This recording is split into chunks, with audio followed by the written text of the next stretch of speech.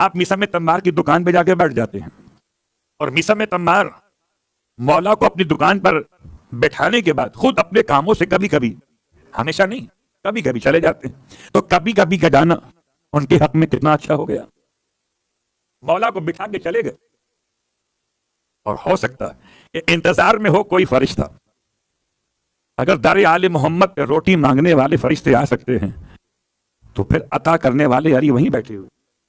تو سائل نے موقع غنیمت جانا کہ میسم تمار جب تک دکان پہ تھے تب تک نہیں آیا، اور جیسے ہی میسم تمار گئے اور مولا کے بیٹھے وہ آ گیا اور آ کے سوال کیا. ہوشیار ہے، اسے پتا ہے میسم تمار سے مانگوں گا 2-4 کھجوریں ملیں گے اللہ کے نام پر، اور علی ابن ابی طالب سے مانگوں گا تو آپ عطا کریں گے اپنے جود و سخا کی بنیاد پر.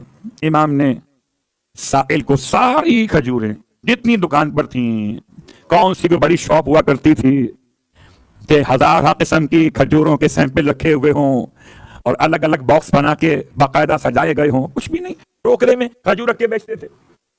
پورا ٹوکرا اٹھا کے مولا نے دے دیا سائل کو. سائل نے چادر میں جمع کیا، لے گیا، دکان خالی ہو گئی. ایسے علی کس کو پسند ہیں؟ آئندہ کہیں گے مولا ہم آپ کے یہاں آ جائیں گے، صلوات پڑھیں محمد و آل محمد. آپ ہماری بتائیے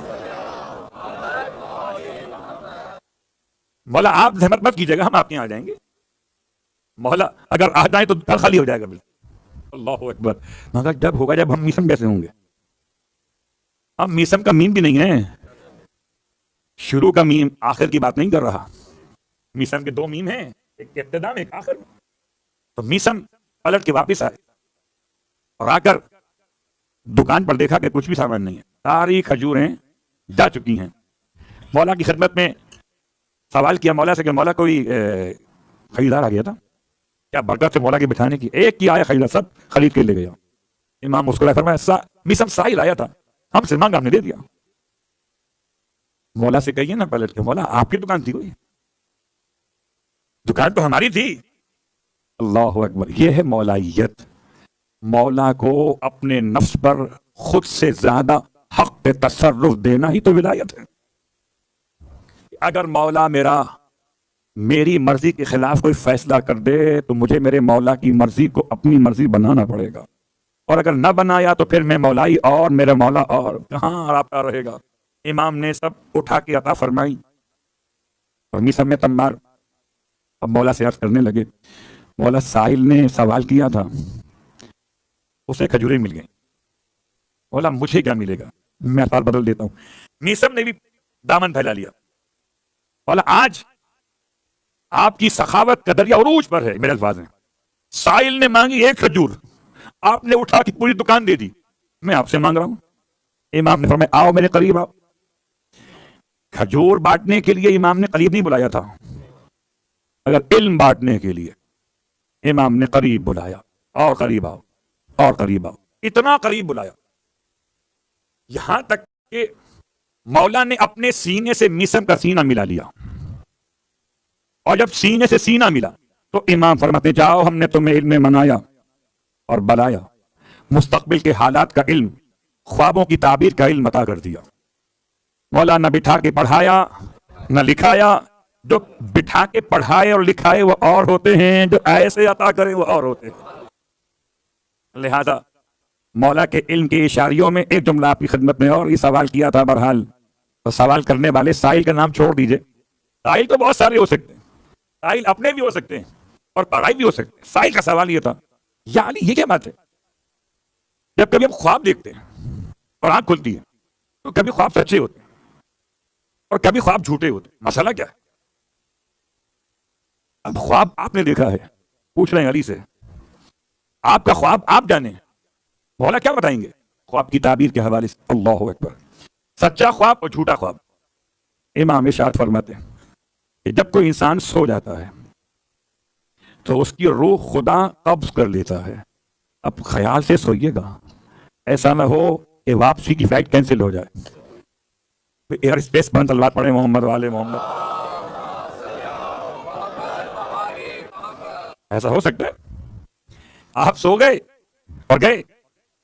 امام ارشاد فرماتے ہیں جب کوئی انسان سو جاتا ہے تو خدا اس کی ارواح کو قبض کر لیتا ہے، اور اس کے بعد پروردگار عالم جب ارواح کو واپس بھیجنے کا فیصلہ فرماتا ہے، اب جب ارواح واپس آ رہی ہوتی تو اگر آسمانوں پر ہو اور آنکھ کھل جائے تو خواب اچھے ہوتے ہیں، اور اگر آسمان سے زمین کے درمیان کے فضا کے اندر ہو اور پھر آنکھ کھل جائے تو یہ خواب جھوٹے ہوتے ہیں۔ اللہ اکبر۔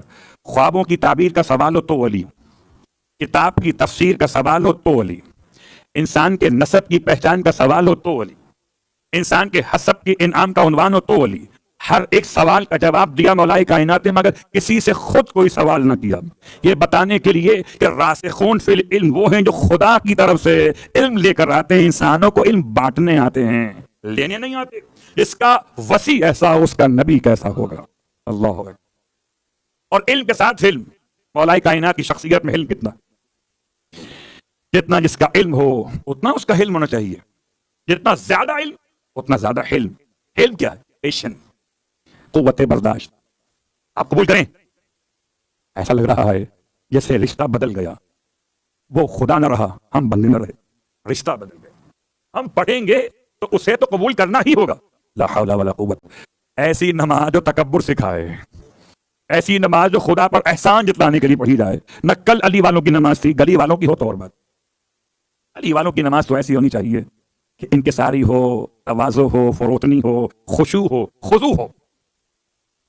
اور مرحلہ اذان و اقامت کا، اس کے اتنے فائدے ہیں۔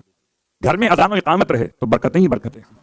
بچے کے کان میں دوبارہ کہہ دیں، عقیقہ بھی دوبارہ ہو سکتا ہے، اگر نام تبدیل کیا جائے تو دوبارہ عقیقہ ہو سکتا ہے۔ ایسے ہی اذان و اقامت دوبارہ ہو سکتے ہیں۔